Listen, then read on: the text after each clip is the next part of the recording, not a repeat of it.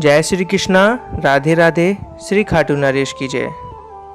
मित्रों, आज मैं आपको बहुत ही रोचक और सुंदर और बहुत ही अच्छी और 100% सत्य घटना बताने जा रहा हूँ। वह घटना है हमारे श्री बांके बिहारी जी किस तरह प्रकट हुए और किस तरह उनका नाम श्री बांके बिहारी जी का नाम बांके बिहारी जी रखा गया और किसने ये नाम रखा और कैसे रखा।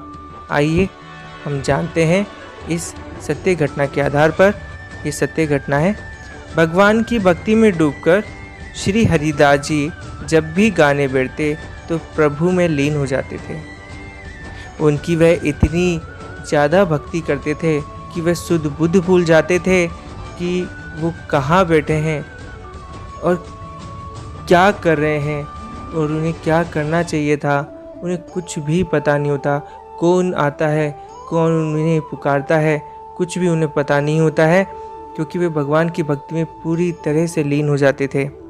उनकी भक्ति और गायन से रिझकर हमारे श्री भगवान श्री कृष्ण इनके सामने आ जाते और हरिदास जी मंत्रमुग्ध होकर श्री कृष्ण को दुलार करने लगते। वह इस तरह से दुलारते जैसे एक बच्चे को एक माँ दुलारती है। काफ़ी अच्छा अनुभव है मित्रों। मैं तो ये बात कहते हुए ही बहुत लाभान्वित हो रहा हूँ और मुझे लग रहा है कि मैं श्री भगवान श्री बांके बिहारी जी के चरणों में ही अभी विराजमान हूँ। मेरा दिल, हृदय, मेरा दिमाग सब कुछ उन्हीं के ही भक्ति में लीन है और मैं अभी कल्पना भी कर रहा हूँ कि मुझे लग रहा है कि मैं भगवान श्री बांके बिहारी जी के चरणों में हूँ। मुझे बहुत अच्छा अनुभव हो रहा है। आइए कहानी में चलते हैं। हरिदास जी मंत्रमुग्ध होकर श्री कृष्ण को दुलार करने लगते और एक दिन इनके एक शिष्य ने कहा कि आप अकेले ही श्री कृष्ण का दर्शन ला पाते हैं, हमें भी सांवरे सलोनी का दर्शन करवाइए। इसके बाद हरिदास जी श्री कृष्ण की भक्ति में डूबकर भजन गाने लगे। राधा कृष्ण की युगली जोड़ी प्रकट हुई और अचानक हरिदास के स्वर में बदलाव आ गया और गाने लगे। भाई रे सहज जोड़ी प्रकट भई है जैसे, सुजु रंग की गौरी श्याम घन दामिनी जैसे, प्रथम है हूती अब हूँ आगे, हूँ रही है न टरी है तैसे, अंग अंग की उचकाई सुखराई चतुराई सुंदरता जैसे, श्री हरिदास के स्वामी श्यामा पुंज बिहारी संवैसे, आ जाए श्री बांके बिहारी जैसे। तो मित्रों, इसी तरह से हमारे श्री हरिदास जी, स्वर तो उनका काफ़ी अच्छा होगा, मेरे स्वर में उनके स्वर में बहुत ही अंतर है, मैं क्षमा चाहता हूँ, लेकिन यह उनके बोल थे। श्री कृष्ण और राधा ने हरिदास के पास रहने की इच्छा प्रकट की।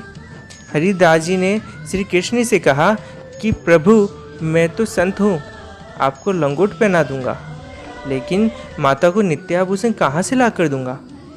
भक्त की बात सुनकर श्री कृष्ण मुस्कुराए और राधा कृष्ण की युगली जोड़ी एकाकार होकर एक विग्रह रूप में प्रकट हुई।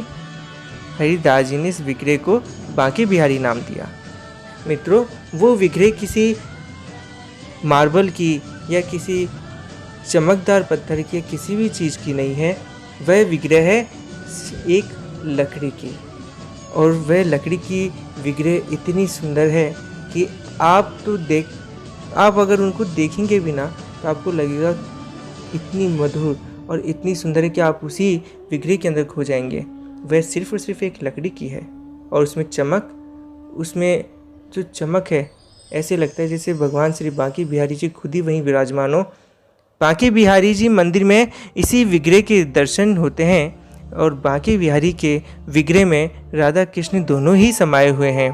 जो भी श्री कृष्ण के इस विग्रह का दर्शन करता है उसकी मनोकामनाएं पूरी होती है।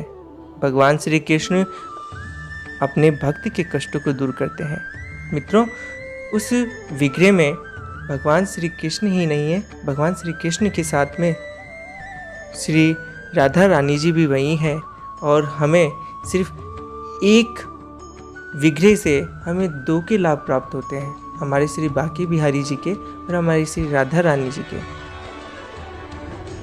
तो इसी तरह से विग्रह प्रकट हुई और उनका नाम श्री बांके बिहारी जी रखा गया। ये उनका चमत्कारी विग्रह है जो सभी जगह अपना चमत्कार प्रदर्शन करती है। आज की सत्य घटना पूरी हुई।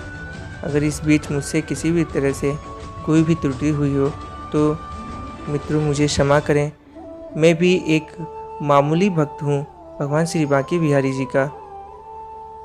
तो आज के लिए इतना ही। जय श्री कृष्णा, राधे राधे, श्री खाटू नरेश की जय।